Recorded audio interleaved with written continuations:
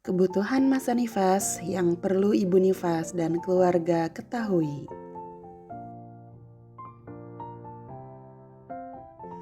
Apa itu masa nifas?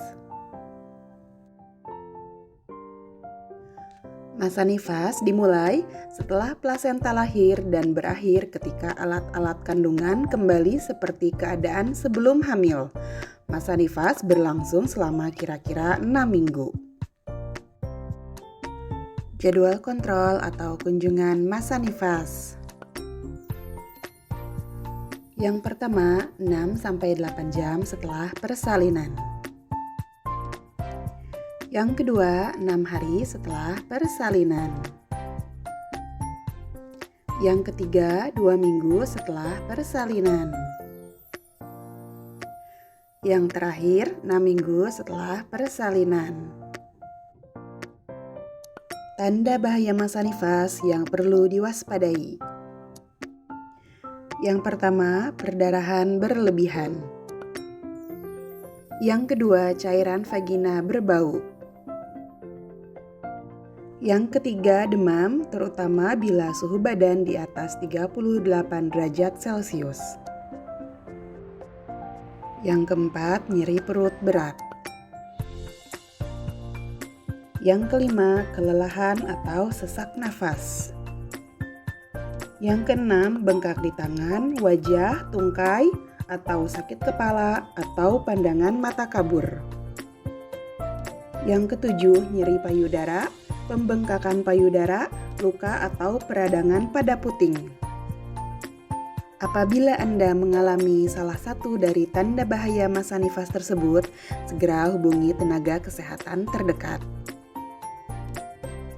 Kebutuhan gizi pada ibu nifas. Yang pertama, mengkonsumsi tambahan 500 kalori per hari. Yang kedua, mengkonsumsi diet seimbang, cukup protein, mineral, dan vitamin. Yang ketiga, minum air minimal 3 liter setiap hari. Yang keempat, mengkonsumsi suplemen besi.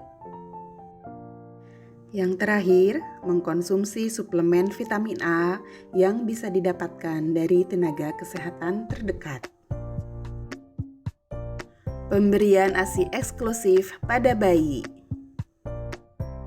yaitu bayi hanya diberikan ASI tanpa makanan atau minuman lain, termasuk air putih atau madu sampai berumur 6 bulan. Posisi menyusui yang benar.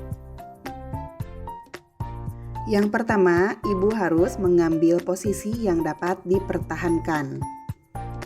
Kemudian, kepala dan leher bayi harus berada pada satu garis lurus. Biarkan bayi menggerakkan kepalanya secara bebas. Dekatkan bayi. Hidung bayi harus menghadap ke arah puting susu ibu. Kemudian dekatkan bayi ke payudara dengan dagu terlebih dahulu. Cara melakukan perawatan payudara. Jaga payudara tetap bersih dan kering dengan menggunakan BH yang menyokong payudara. Apabila puting susu lecet, oleskan ASI yang keluar pada sekitar puting susu setiap selesai menyusui. Personal hygiene atau kebersihan diri. Yang pertama, bersihkan daerah vulva dari arah depan ke belakang setelah buang air kecil atau besar dengan menggunakan sabun dan air.